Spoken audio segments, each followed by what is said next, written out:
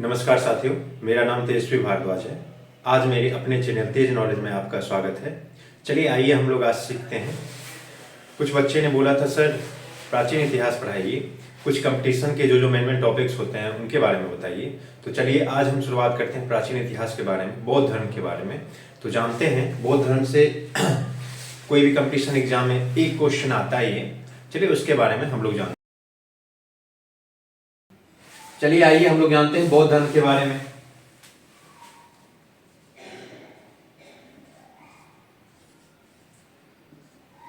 बौद्ध धर्म, ठीक है। तो सबसे पहले बौद्ध धर्म में सबसे पहले जानेंगे बौद्ध धर्म के संस्थापक कौन है। तो भगवान गौतम बुद्ध हैं, ठीक है। तो उनका जन्म कहाँ पे हुआ था, उनके जीवनी के बारे में हम लोग जानेंगे। चलिए हम जानते हैं। तो सबसे पहले जानेंगे गौतम बुद्ध। गौतम बुद्ध का जन्म कब हुआ था? 563 ईसा पूर्व में हुआ था। कब हुआ था?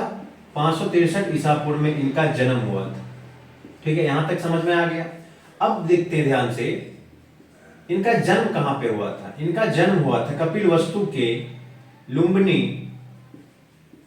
गांव नेपाल में, ठीक है। जिसको हम रुम्मनदेही भी कहते हैं, ठीक है। ध्यान समझेंगे, यानी कि कपिलवस्तु के लुम्बिनी नेपाल में, जिसका नाम है रुम्मनदेही। चलिए यहां तक समझ आ गया। अब इनके पिता का क्या नाम था? इनके पिता का नाम था सुद्धोधन। इनके पिता का नाम था सुद्धोधन। क्या नाम था? सुद्धोधन नाम था। इनके पिता का क्या नाम था? सुद्धोधन। अब इनकी माता का क्या नाम था? इनकी माता का नाम था महामाया देवी। महामाया देवी।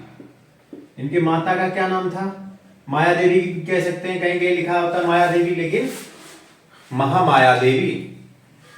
चलिए अब देखिए, इनकी जो माता थी, जैसे ही उनको जन्म देते हैं 7 दिन के बाद उनकी क्या हो जाती है? मृत्यु हो जाती है। जब मृत्यु हो जाती है तो उसके उपरांत उनका जो पालन पोषण करते हैं उनकी मौसी प्रजापति गौतमी करते हैं। कौन करते हैं? उनकी मौसी प्रजापति गौतमी करते हैं। तो उनकी मौसी का क्या नाम है? प्रजापति गौतमी। मौसी जी का क्या नाम है? चलिए प्रजापति गौतमी। यहां तक समझ आ गया आपको? यानी कि आपने क्या क्या देखा। उनका जन्म 563 ईसा पूर्व में हुआ। कहां पर हुआ? लुम्बिनी नेपाल, कपिलवस्तु के लुम्बिनी नेपाल रुम्मनदेही में हुआ। पिता का नाम था सुद्धोधन, माता का क्या नाम था? महामाया देवी, मौसी का क्या नाम था? प्रजापति। अब देखिए, अब इनका जन्म से लेकर हम लोग क्या देख लिए? माता पिता तक देख लिए। आगे आइए हम लोग देखेंगे इनका माता पिता का नाम देख लिए। अब इनका शादी होता है। अब इनके शादी जो होता है, इनकी पत्नी का क्या नाम था? इनकी पत्नी का नाम था यशोधरा। क्या नाम था? यशोधरा। इनकी पत्नी का नाम था यशोधरा। अब जैसे ही इनका 16 वर्ष की आयु में ही इनका क्या हो गया था? शादी हो गया था। यानी कि 16 वर्ष की उम्र में इनका क्या हो गया? शादी हो गया। और इनकी पत्नी का क्या नाम था? यशोधरा। अब शादी हो गया इनका। अब एक इनको पुत्र हुआ। क्या हुआ? अब एक इनको पुत्र हुआ जिसका नाम था राहुल। क्या नाम था? राहुल। अब गौतम बुद्ध जी का पुत्र का क्या नाम है? राहुल नाम है। अब देखिए, यहां तक उनके जीवनी के बारे में हम लोग देखें। अब हम लोग ये देखेंगे उनकी ज्ञान की प्राप्ति कहां पर हुई, कब वो घर से निकले थे, कब वो गृह त्याग किए, गृह त्याग को क्या कहते हैं, मरणोपरांत क्या होता है, वो सब हम जानकारी लेंगे। चलिए यहां तक देखते हैं। चलिए यहां तक दिख गया। अब हम आगे जानेंगे कि जो हमारे ये गौतम बुद्ध जी हैं वो क्या किए? 29 वर्ष के उम्र में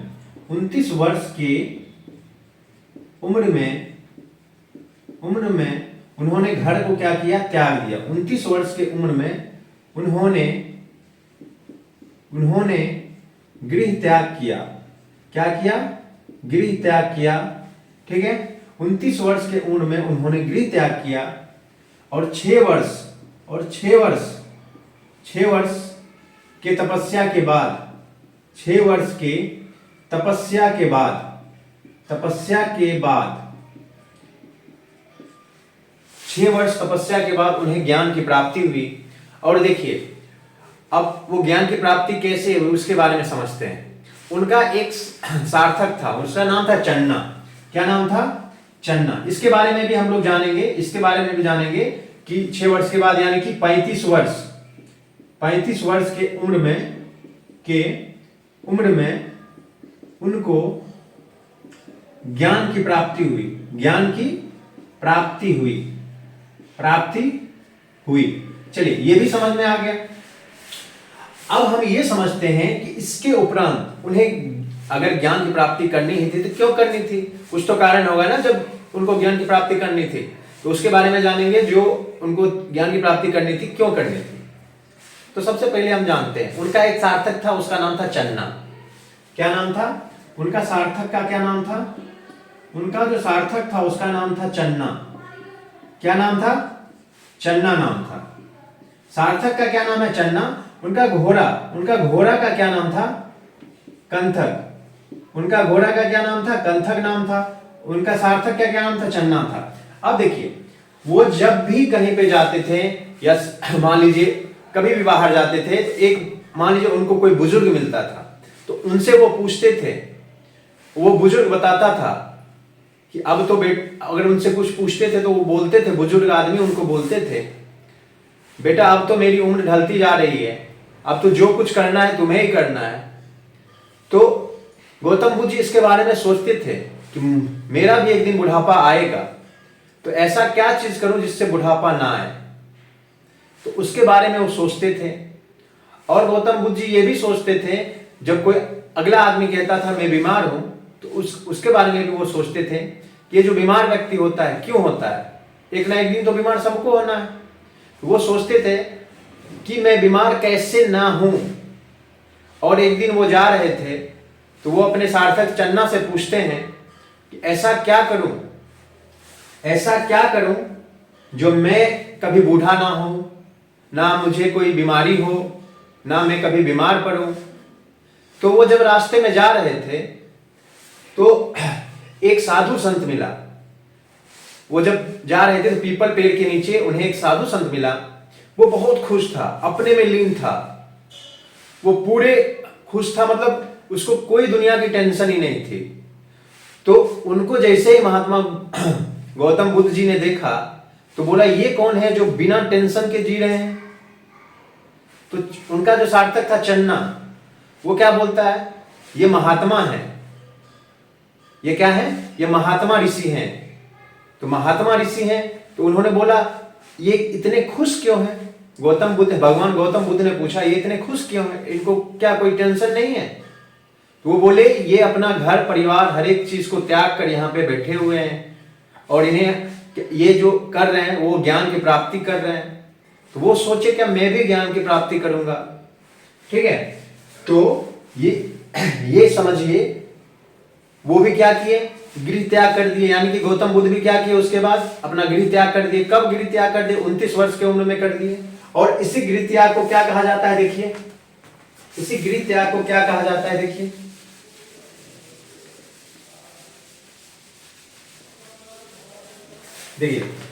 इसी गृह त्याग को 29 वर्ष के उम्र में उन्होंने गृह त्याग किया और यही गृह त्याग को कहा जाता है महाविनिष कर्मण। इसी को कहा जाता है महाविनिष कर्मण। तो यहां तक समझ में आ गया, वो गृह त्याग किए और क्या हो गया?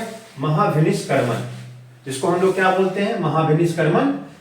29 साल की उम्र में वो घर से निकले, 35 साल में उन्हें क्या हुआ? ज्ञान की प्राप्ति हुआ। यानी कि कितना वर्ष लग गया? 6 वर्ष लग गया।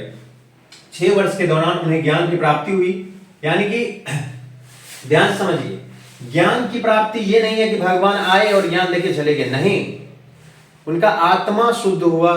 वो अगर साधु के भेष में होंगे तो उनका प्रति नजरिया सब कुछ बदला होगा, सब कुछ साधारण आदमी की तरह हुआ होगा। तो ये समझिए ध्यान से, ये नहीं कि भगवान आए और ज्ञान देके चले गए, नहीं। उनका विचारधारा और ज्ञान उनका अलग होगा सबसे। तभी उनको ज्ञान की प्राप्ति अंदर से होती है, आत्मा से, ये नहीं कि भगवान आए लेके चले गए।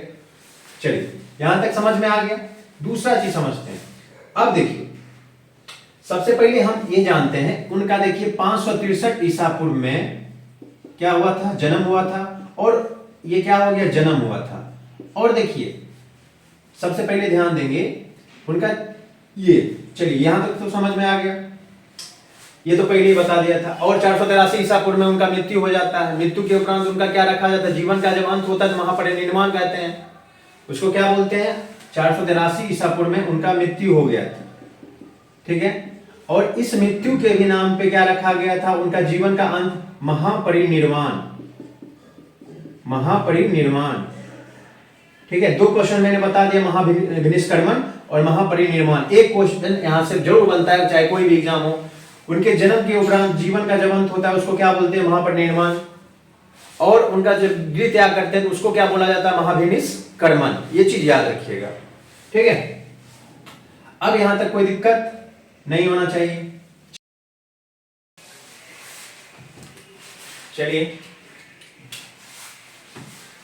चलिए हम लोग जानते हैं, मैंने आपको बताया था कि उनका जब जन्म होता है 563 ईसा पूर्व में होता है, मृत्यु कब होता है, 483 ईसा पूर्व में होता है, यानी कि 80 साल वो क्या के जीवित रहे। अब देखिए ये जो उनका मृत्यु होता है 483 ईसा पूर्व में, 483 ईसा पूर्व में उनका क्या होता है, मृत्यु होता है। इनका जो मृत्यु होता है यानी कि वो जीवित कितना वर्ष रहे थे, 80 वर्ष रहे थे। अब ये जो मृत्यु होता है ये कहां पर होता है, ये कुशीनगर में होता है। ये कहां पर होता है, कुशीनगर। और ये कुशीनगर है कहां पे, ये उत्तर प्रदेश में है। कहां पर है, उत्तर प्रदेश। उत्तर प्रदेश को आप दो तरीके से लिख सकते हैं, उत्तर प्रदेश। और जो हमारा कुशीनगर है, ये जो कुशीनगर है ये कहां पर है, ये गोरखपुर जिले में, यानी कि गोरखपुर जिले में ये क्या है, कुशीनगर है। और ये राज्य कौन सा है, उत्तर प्रदेश है। यहीं पे क्या हुआ, गौतम बुद्ध का निधन हुआ। निधन गौतम बुद्ध का कहां पे हुआ था, कुशीनगर, उत्तर प्रदेश। और ये कुशीनगर कहां पर है, गोरखपुर जिले में ये कुशीनगर पड़ता है। चलिए यहां तक समझ आ गया। चलिए आगे चलते हैं। देखिए गौतम बुद्ध का, सबसे पहले बुद्ध जी का ज्ञान, ये जो ज्ञान की प्राप्ति हुई थी, ज्ञान की जो प्राप्ति हुई थी, ज्ञान की जो प्राप्ति हुई थी वे कहां पर हुआ था। तो सबसे पहले जानेंगे निरंजना नदी, निरंजना नदी के तट पर पीपल पेड़ के नीचे, पीपल पेड़, ठीक है, पीपल पेड़ के नीचे, ठीक है। और ये निरंजना नदी है कहां पर, बोध गया बिहार।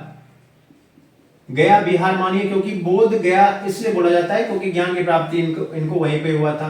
तो बोध गया ये कहां पे है, बिहार में है। कहां पे है, बिहार में। तो कोई पूछेगा कि बताइए ज्ञान की प्राप्ति जो हमारे गौतम बुद्ध थे उनको कहां पर मिला ज्ञान की प्राप्ति, तो क्या बोलिएगा, निरंजना नदी के तट पर पीपल पेड़ के नीचे, बोध गया बिहार में मिला। कहां पर मिला, बिहार में मिला।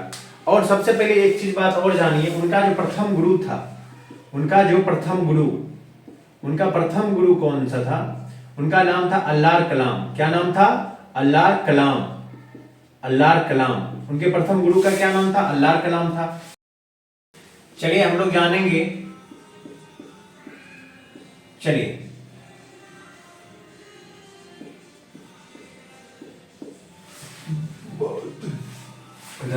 चलिए हम लोग जानेंगे बौद्ध धर्म के बारे में। अभी बताया था मैंने कि ऋषि पतन सारनाथ में पाली भाषा में क्या हुआ था, वो प्रथम उपदेश दिए थे और उसको क्या बोला जाता था, धर्मचक्र परिवर्तन बोला जाता था। क्या बोला जाता था, धर्मचक्र परिवर्तन बोला जाता था, ठीक है।